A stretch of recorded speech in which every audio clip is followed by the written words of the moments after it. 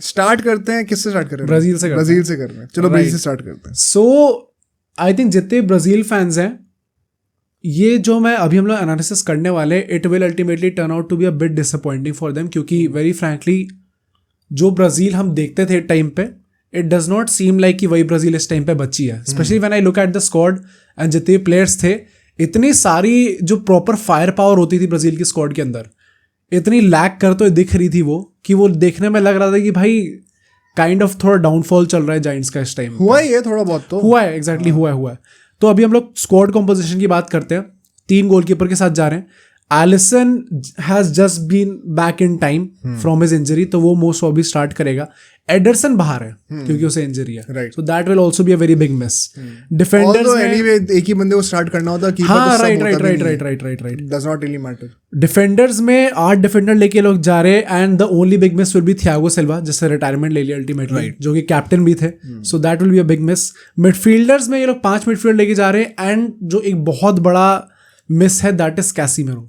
And ऐसा नहीं है कि वो इंजर्ड है इसलिए उसे मिस कर गया, that it is because of his performance. मतलब ये वैलिड है या फिर उसको लेना चाहिए था? What do you think? I think squad में तो हो सकता था, क्योंकि बहुत ऐसा है नहीं कि आपके पास 5 मिडफील्डर्स और 5 के पास बहुत ही अच्छे हैं आपके पास।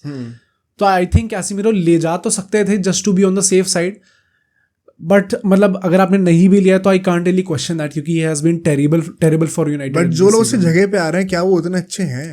मैं वही कह रहा हूँ ना कि अगर आप सीडीएम लेके जा रहे हो, यू हैव ब्रूनो गिमारेश एंड 1-2 और प्लेयर्स हैं आपके पास, लूकस पकेता आप लेके जा रहे हो मिडफील्ड में, जो थोड़ा आगे खेलेगा। आई थिंक एक सीडीएम और होना like Casemiro, who is experience, who has played in so many tournaments, could have been useful.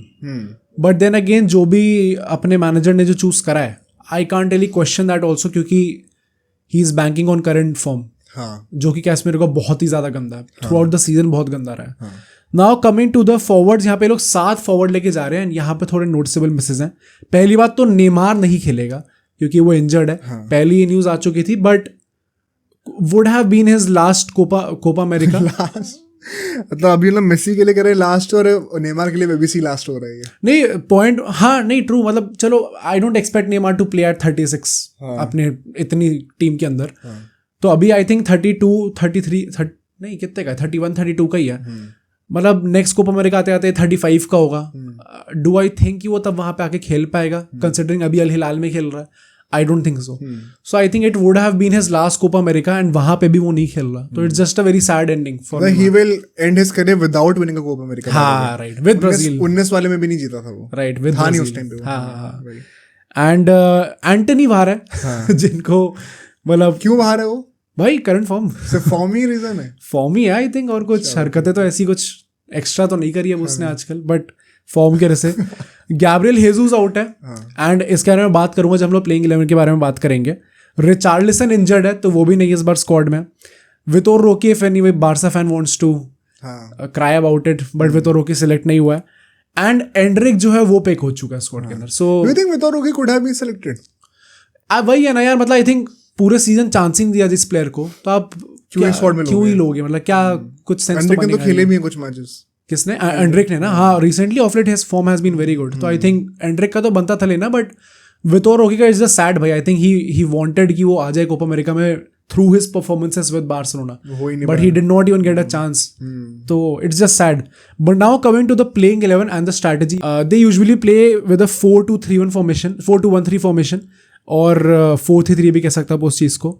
तो यहाँ पे हम लोग जो कीपर होगा वो एलिसन होगा। Now coming to the defence, जो कि इनकी मेन प्रॉब्लम लगती है इस टाइम पे, one of their key weaknesses are their full backs, जो कि you don't really associate with Brazil, considering कैसे फुल बैक्स रहे इनकी हिस्ट्री में। Guys like Roberto Carlos, Marcelo, Dani Alves. Now अगर हम लोग इनकी बात करें तो there is this guy Wendell from Porto, जो कि इनका लेफ्ट बैक है, एंड राइट में डेनिलो खेलेगा भाई, जो कि यूवेंटस का है। राइट, वो सेंटर बैक है, राइट बैक है, not really sure. Is this a big downfall from भाई? मतलब कितना अल्टीमेट, जैसे रोनाल्डो का नंबर 7 के मारियानो को नंबर 7 दिया था। पता है एक फेयर, वैसे हम लोग अगर हिस्टोरिकली देखें तो वैसे ही बहुत बड़ा डाउनफॉल लगता ही है ब्राजील का। हाँ, एक फेयर पॉइंट ऑफ कंसिडरेशन है द वर्ल्ड कप 2 साल पहले, 1.5 साल पहले हुआ था, उससे भी तुम्हें लगता है कि बहुत बड़ा डाउनफॉल आ गया अभी टीम में? आई थिंक उस टाइम पे नेमार था, so may be that was a saving grace, and उस टाइम पे सिल्वा भी था। हाँ, सिल्वा भी था उस टाइम पे, प्लस उस टाइम पे रोबर्टो फर्मिनो भी खेल रहा था and Roberto Firmino was also, मतलब उसको भी मेंशन करूँगा बाद में, बट आप मानो ना मानो वो जो है ना, मतलब as a backup is a very good striker. अगर आपको रोबर्टो फर्मिनो दिख रहा है, रिचार्लिसन उस टाइम पे अच्छा खेल गया था, वो भी इस टाइम पे नहीं होगा। कैसिमेरो था, गेब्रियल हीसुस उस टाइम पे अच्छा खेल रहा था, उस स्क्वाड में नहीं था बट अच्छा खेल रहा था, इस टाइम पे वो स्क्वाड में भी नहीं है। तो आई थिंक थोड़ा सा तो डाउनफॉल देखने को मिला हमें। And then again I would say कि ब्राजील राइट नाउ वो जो पोस्ट नेमार एरा है that has begun now and it is their time to transition, जिसमें विनीशियस बहुत बड़ा रोल प्ले करेगा आगे जाके। बट अगर हम लोग सेंटर बैक पेयरिंग की बात करें तो हमें यहाँ पे मिलिटाओ और मार्किनियोस साथ में देख सकते हैं।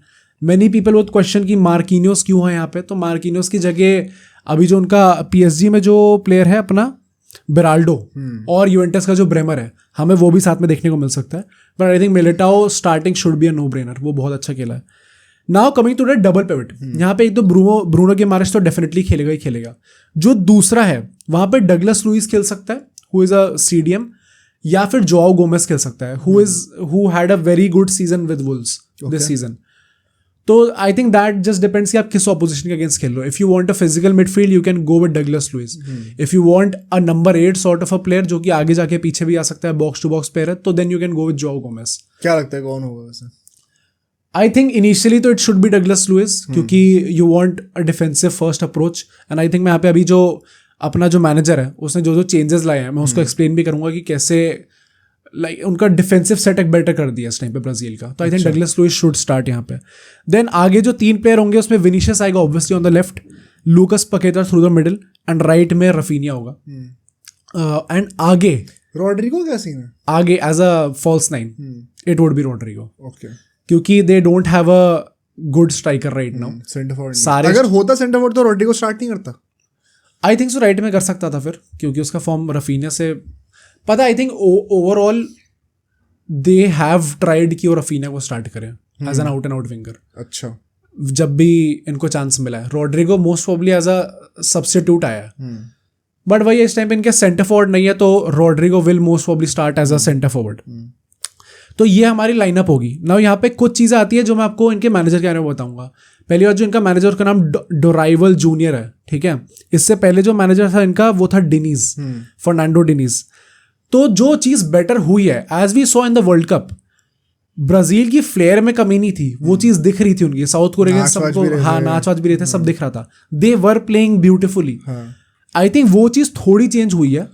एंड ये चीज़ हमने पहले ये बोला भी था हमने। आई रिमेंबर जब वर्ल्ड कप चल रहा था उस टाइम पे हमने क्रिटिसाइज करा था ब्राजील को कि अब ये जो बार बार जोगा बोनीतो वाला लेके चलते हो, इट डज नॉट पे ऑफ हर बार।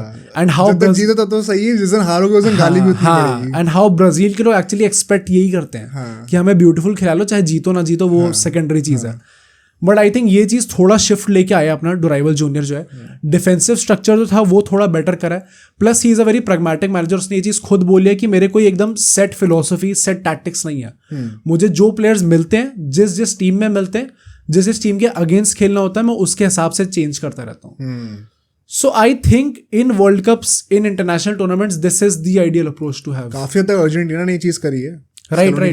तो आई थिंक कप में तो हर मैच में ऑलमोस्ट फॉर्मेशन चेंज हुई थी। एग्जैक्टली। तो आई थिंक ये चीज काफी अच्छी है and maybe we can see something good from Brazil right now. Now coming to this strengths, एंड यहाँ पे अगेन स्ट्रेंथ्स बहुत ज्यादा है नहीं। पहली स्ट्रेंथ ये है कि इनके जो प्लेयर्स है, some players, again I would not say कि every player, some players have so much individual brilliance, individual capacity कि वो जिस दिन टीम का गंदा दिन भी होगा ना, उस दिन भी वो गोल निकाल के दे देंगे। Like Rodrygo, even Raphinha I would say कि वो निकाल देता भाई कई बार गोल। Vinicius exactly. तो ये सब प्लेयर्स जो कि अपने बलबूते पे ही अकेले गेम निकलवा सकते हैं। I think they still have one of the best forward lineups. Forward lineup exactly, सिर्फ फॉरवर्ड लाइनअप है। But I think forward lineup में भी a very big missing factor is striker, क्योंकि Rodrigo is not an out and out striker. तो वहां पे थोड़ा lack कर रहे हैं लोग स्टिल। सेकंड इसकी इनका जो ऑफ लेट फॉर्म है, पास 3 मैचेस वो थोड़े अच्छे रहे हैं। इंग्लैंड से लोग 1-0 जीते थे, स्पेन के साथ 3-3 ड्रॉ करा था इनने बिग टीम्स के अगेंस्ट, एंड मेक्सिको से अभी 3-2 जीते थे। एंड अभी इंग्लैंड के अगेंस्ट और मेक्सिको के अगेंस्ट एंड्रिक ने गोल भी मारा था ऑफ लेट आके।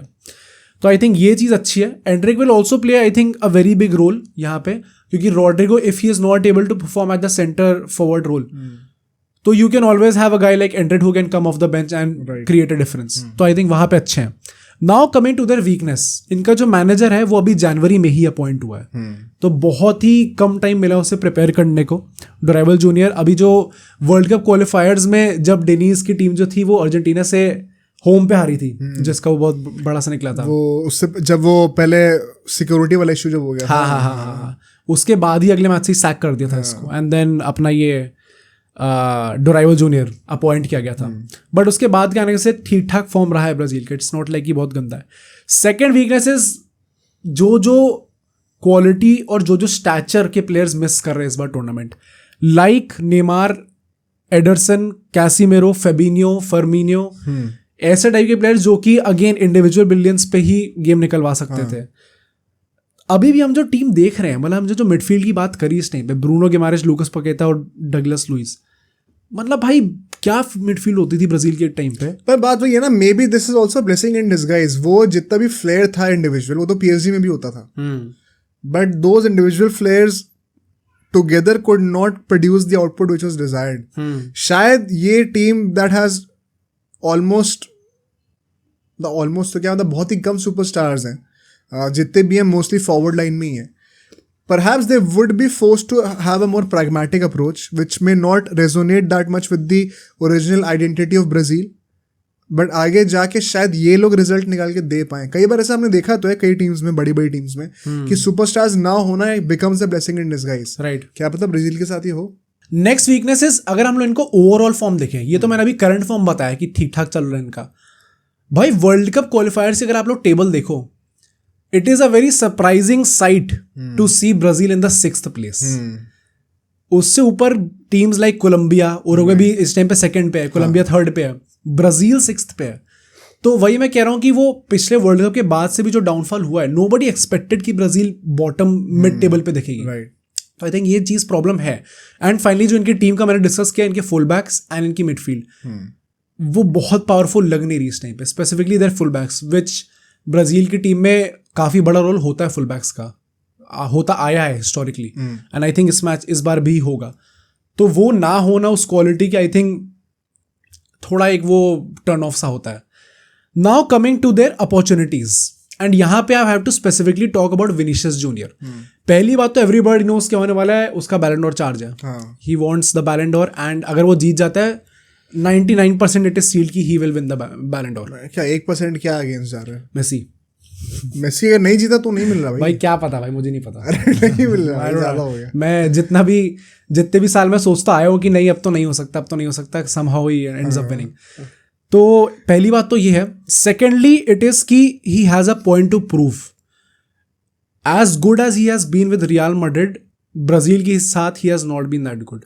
28 मैचेस में उसके सिर्फ 3 गोल आए हैं, एंड जितना इन्फ्लुएंशियल रहा है पिछले 4 साल से तो रहा ही है भाई, काफी इन्फ्लुएंशियल रियल मैड्रिड में। अगर वो चीज़ रेप्लिकेट नहीं हो पा रही, we saw that in the world cup as well. हाँ, उसकी कुछ परफॉर्मेंस अच्छी आई थी, बट वो एग्जैक्टली वो गोल्स और असिस्ट में नहीं दिख रही थी, जो कि ultimately it is about goals and assist. कि आप कैसा, but I think he should be much better this year. I think so, जिस फॉर्म के साथ वो आ रहा है, एकदम बैलन डोर लेवल पे आ रहा है, तो I think so he will be. At that time it was the beginning of his flourishing years, and अब वो उसने पूरा कंफर्म कर दिया कि मैं ये चीज रिपीट कर सकता हूँ। हाँ, एक होता ना कि लोगों का ब्रेक थ्रू सीजन होता है, उसको रिपीट नहीं कर पाते, 1 सीजन वंडर हो जाते हैं। राइट, विनीशियस ने अब 1-2 साल कर दिया रिपीट उसको, तो अब he is a bonafide superstar right now. I think अब उसको परफॉर्म करना चाहिए उस लेवल पे, करना चाहिए। एंड आई थिंक मेरा लास्ट पॉइंट यही होगा अपॉर्चुनिटीज में, कि as I said post Neymar era has begun. अगर कोई सुपरस्टार है इस टाइम पे उस कैलिबर का जो जा सकता है, दैट इज विनीशियस।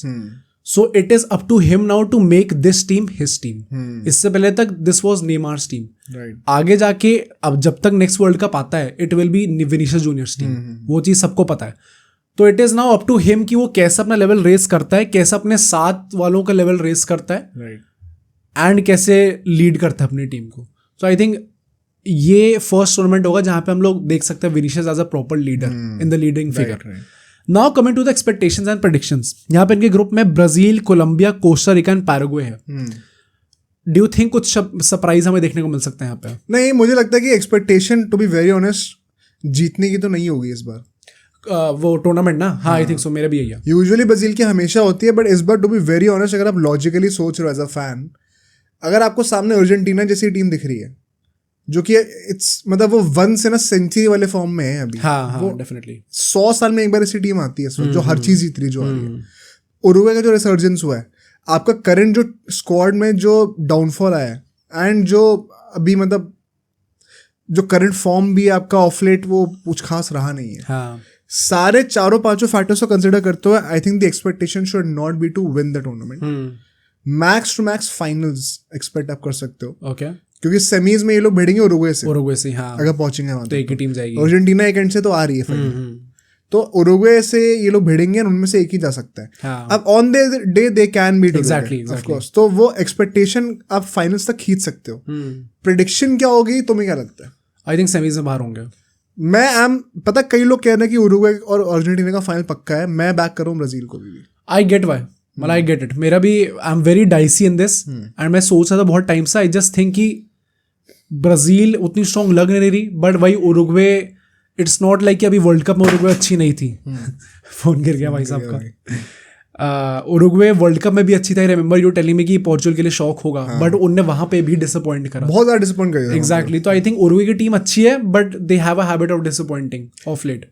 प्लस वही ब्राजील का जो प्रैग्मेटिक अप्रोच उन्होंने अप्लाई करना शुरू करा है, द लैक ऑफ सुपरस्टार्स में be a blessing in disguise, ये सारे पॉइंट्स को कपल करते हुए मुझे लगता है maybe they will be able to produce a good enough performance in a knockout game which is once again good enough to knock out a team like Uruguay. हाँ. तो मैं तो I am going to back them above Uruguay right now given the pedigree and the history that they have had.